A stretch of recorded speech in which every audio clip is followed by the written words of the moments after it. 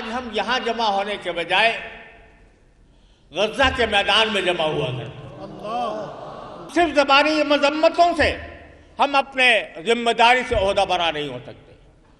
تمام مسلمان حکومتوں پر درجہ بدرجہ یہ جہاد فرض ہے۔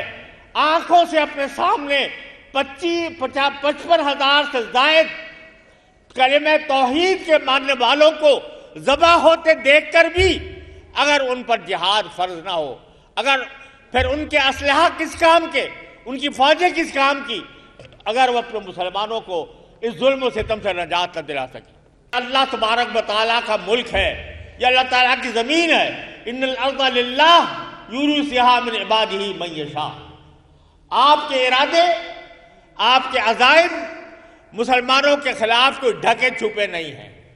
آپ کے دل میں مسلمانوں سے بغض ہے، آپ کے دل میں مسلمانوں کے ساتھ کینہ ہے۔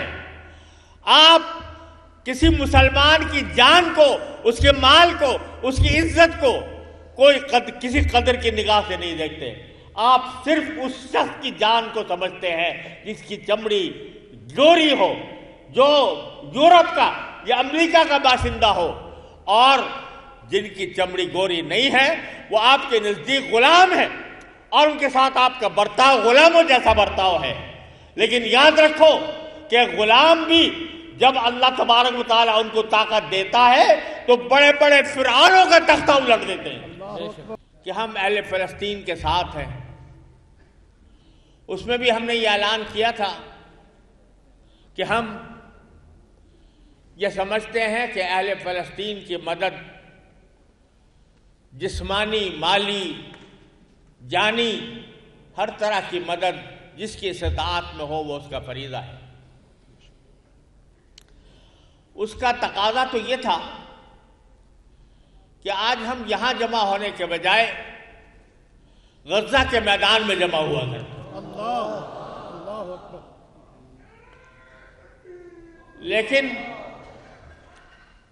ہماری شامت اعمال ہے کہ آج سال گھر گزرنے کے بعد بھی اب ہم اسی کانفرنس کے طریقے کو اختیار کرنے پر مجبور ہیں، اور کوئی عملی قدم ان مجاہدین کی امداد کے لیے ابھی تک ہم نہیں اٹھا سکے جو بیت المقدس کے دفاع کے لیے، امت مسلمہ کے دفاع کے لیے، اسلام کی غیرت کی دفاع کے لیے اپنے جان کی بازی لگائے ہوئے ہیں۔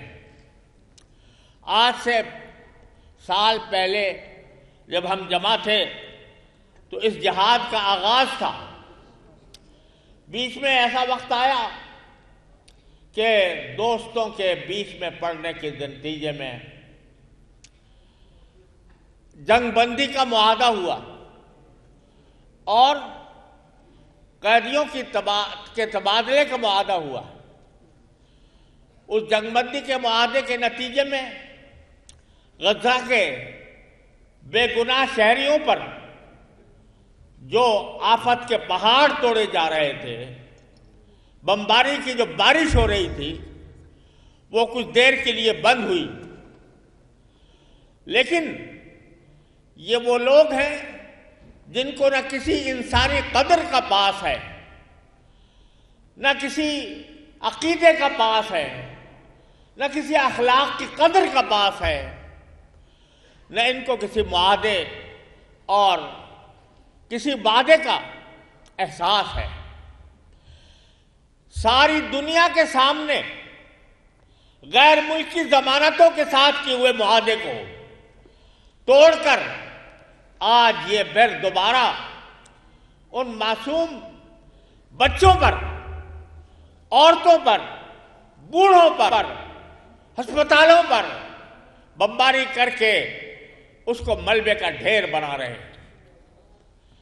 اور یہ وہ ہے جن کے بارے میں قرآن کریم میں فرمایا تھا وَإِن نَكَثُوا بَعْدَ أَيْمَانِهِمْ فَقَاتِلُوا أَئِمَّةَ الْكُفْرِ إِنَّهُمْ لَا أَيْمَانَ لَهُمْ۔ یہ وہ لوگ ہیں کہ اس کے بارے میں قرآن نے کہا تھا کہ جب یہ اپنے عہد و پیمان کے باوجود اس سے پیچھے پھریں. فقاتلوا ائمۃ الکفر، تو ان کفر کے اماموں کے ساتھ قتال کرو. اللہ اکبر. جہاد نہیں، قتال فرمایا. فقاتلوا ائمۃ الکفر انہم لا ایمان لہم. لیکن آج صورتحال یہ ہے کہ مراکش سے لے کر انڈونیشیا تک پھیلے ہوئے عالم اسلام اور اس کی حکومتیں یہ سارا نظارہ اپنی آنکھوں سے دیکھ رہی ہے اور تماشائی بنی ہوئی ہیں، اور یہ تماشائی بن کر حالات کا جائزہ لے رہی ہیں، مذمتی بیانات جاری کر رہی ہیں، اور مذمتی بیانات بھی محدود چند ملکوں نے بیان جاری کیے ہیں.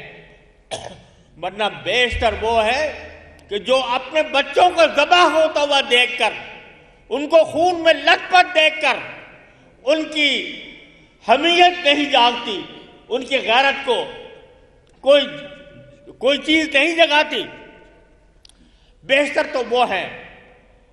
الحمدللہ ہمارا ملک اس میں شامل نہیں ہے، کم از کم زبانی طور پر اس کی مذمت کر چکا. لیکن بات زبانی مذمت کی نہیں ہے. بات یہ ہے کہ آج غزہ کو قبضہ کرنے کے لیے، نہ صرف قبضہ کرنے کے لیے بلکہ اس کو مسلمانوں کا قبرستان بنانے کے لیے اور امت میں اسلامیہ کو ذبح کرنے کے لیے ارادے ظاہر کیے جا رہے ہیں. ٹرمپ صاحب کہہ رہے ہیں کہ غزہ کو ہم ان فلسطینیوں سے خالی کریں گے. وہ فلسطینی جو صدیوں سے اس جگہ آباد ہیں ان کو خالی کریں گے. ان کو خالی کر کے وہاں پر تفریح گاہیں بنائیں گے، وہاں پر عیاشی کے اڈے قائم کریں گے. یہ کہتے ہوئے ان کو شرم نہیں آتی. یہ وہ ہیں جنہوں نے بچوں کی اور عورتوں کی حرمت کے نعرے لگا کر مسلمانوں کو بدنام کیا، جو خواتین کی تعلیم کے نام پر فحاشی اور عریانی کو فروغ دے رہے ہیں. لیکن ان کو وہ خواتین نظر نہیں آتی، وہ خواتین نظر نہیں آتی جن کے دودھ پیتے بچوں کو ان سے چھین لیا گیا، جن کے سامنے ان کے بچوں کو ذبح کیا جا رہا ہے. وہ نظر نہیں آتی. وہ ہزارہا انسان جو اس بربریت والی بمباری کا نشانہ بنے ہیں وہ ان کو نظر نہیں آتے. اور یہ ایسا لگتا ہے کہ دوبارہ منتخب ہونے کے بعد ایسا لگتا ہے کہ وہ یہ سمجھ رہے ہیں کہ پوری دنیا پر میری بادشاہت قائم ہو گئی، اور اس کے نتیجے میں وہ کینیڈا کو، وہ گرین لینڈ کو، وہ پناما کو، وہ غزہ کو، وہ فلسطین کو، سب کو اپنی ملکیت سمجھتے ہیں اور اپنی ملکیت سمجھنے کا دعویٰ کر رہے ہیں. ٹرمپ صاحب، ایک دن آپ کو بھی موت آنے والی ہے، ایک دن آپ کو بھی مرنا ہے، اور خدائی آپ کے ہاتھ میں نہیں آ گئی ہے. یہ اللہ تبارک و تعالیٰ کا ملک ہے، یہ اللہ تعالیٰ کی زمین ہے. ان الارض للہ یورثھا من عبادہ من یشاء. آپ کے ارادے، آپ کے عزائم مسلمانوں کے خلاف کوئی ڈھکے چھپے نہیں ہیں. آپ کے دل میں مسلمانوں سے بغض ہے، آپ کے دل میں مسلمانوں کے ساتھ کینہ ہے. آپ کسی مسلمان کی جان کو، اس کے مال کو، اس کی عزت کو کسی قدر کی نگاہ سے نہیں دیکھتے. آپ صرف اس شخص کی جان کو سمجھتے ہیں جس کی چمڑی گوری ہو، جو یورپ کا یا امریکہ کا باشندہ ہو، اور جن کی چمڑی گوری نہیں ہے وہ آپ کے نزدیک غلام ہیں، اور ان کے ساتھ آپ کا برتاؤ غلاموں جیسا برتاؤ ہے. لیکن یاد رکھو کہ غلام بھی جب اللہ تبارک و تعالیٰ ان کو طاقت دیتا ہے تو بڑے بڑے فرعونوں کا تختہ الٹ دیتے ہیں. آج اللہ تعالیٰ کے فضل و کرم سے جس استقامت کا، جس بہادری کا، جس شجاعت کا مظاہرہ حماس کے جانبازوں نے کیا ہے، وہ بذات خود ایک تاریخ بن رہی ہے. بے شک 55,000 سے زیادہ مسلمان شہید ہو گئے، بے شک ان میں عورتیں بھی بچے بھی شامل ہیں، لیکن حماس کے لیڈروں، حماس کے قائدین کو دیکھو کہ وہ آج بھی اپنے موقف سے 1 انچ پیچھے ہٹنے کو تیار نہیں۔ ان کی آنکھوں کے سامنے موت ناچ رہی ہے، لیکن اس کے باوجود وہ اپنے موقف سے 1 انچ ہٹنے کو تیار نہیں ہے۔ آپ کو معلوم ہے کہ یہ دوبارہ بدعہدی کس طرح شروع ہوئی؟ انہوں نے ایک معاہدہ ہوا تھا، ساری دنیا کے ساتھ معاہدہ ہوا تھا، اور اس ساری دنیا کے معاہدے کے اندر یہ بات طے ہوئی تھی کہ قیدیوں کا تبادلہ ہوگا، تبادلے کی شرح بھی متعین ہو گئی تھی۔ اب یہ مطالبہ ہے کہ ہمارے ان 5 قیدیوں کو اس معاہدے سے ہٹ کر، یعنی مفت ان کو آزاد کرو، ورنہ ہم تمہارے شہریوں پر بمباری کریں گے۔ اس معاہدے کے خلاف 5 قیدیوں کو 5 خمسط اسرا 60,000 سے زائد نہیں الذين قالوا انه لابد ان تفك هذه الاسرى والا نضربكم هذه الاسرى 50 قیدیوں کو بالاتفاق لیکن خارج من العہد 50 قیدیوں کو معاہدے سے باہر ان کو مفت آزاد کرو، ورنہ تمہارے اوپر بمباری کی جائے۔ اس بنیاد پر بمباری کی، بدعہدی پر مبنی بمباری کی جا رہی ہے، اور ساری دنیا خاموش تماشائی بن کر دیکھ رہی ہے۔ انڈونیشیا سے لے کر مراکش تک ہم جو کلمہ لا الہ الا اللہ کے قائل ہیں، اس کے نام لیوا ہیں، وہ سارا منظر آنکھوں سے دیکھ رہے ہیں۔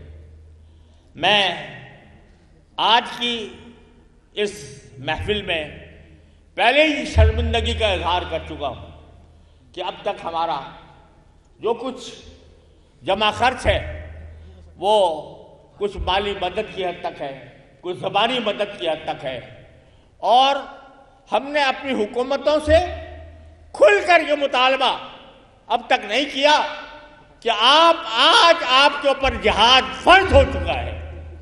بے شک بے شک بے شک ساری اسلامی حکومتوں پر جہاد فرض ہو چکا ہے۔ اپنے حسب استطاعت ہر مسلمان حکومت پر جہاد فرض ہے۔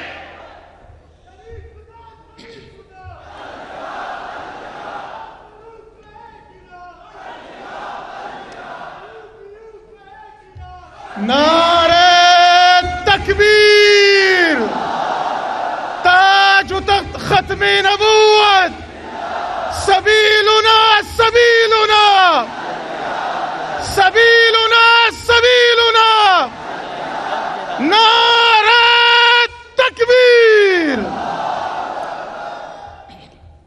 اب صرف زبانی جمع خرچ سے ہم اللہ کے سامنے اب کوئی جواب دینے کے قابل نہیں۔